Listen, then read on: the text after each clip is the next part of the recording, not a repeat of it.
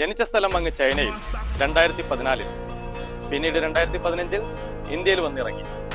മത്സരിക്കാനും തോൽപ്പിക്കാനും പല അവതാരങ്ങളും വന്നിറങ്ങി നോക്കി. തോറ്റുകൊടുത്തില്ലെന്ന് മാത്രമല്ല, ലക്ഷക്കണക്കിന് ഇന്ത്യക്കാരുടെ ഹൃദയത്തിൽ ഇവൻ കയറിപ്പറ്റിയിരുന്നു.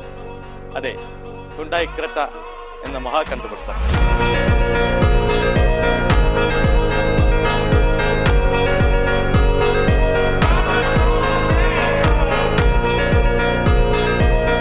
ലോഞ്ച് ചെയ്ത അന്ന് മുതലുള്ള കണക്കെടുക്കുകയാണെങ്കിൽ 12 ലക്ഷം ക്രെറ്റ യൂണിറ്റുകളാണ് ഹ്യുണ്ടായി ഇന്ത്യയിൽ മാത്രം സെയിൽ ചെയ്തിട്ടുള്ളത്.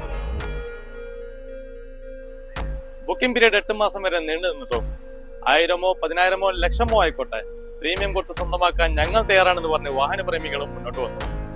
ഡീസൽ ആയാലും ഓട്ടോമാറ്റിക് ആയാലും പെട്രോൾ ആയാലും മാനുവൽ ആയാലും ഏത് വണ്ടിയാണെങ്കിലും അവൈലബിൾ ആണ്.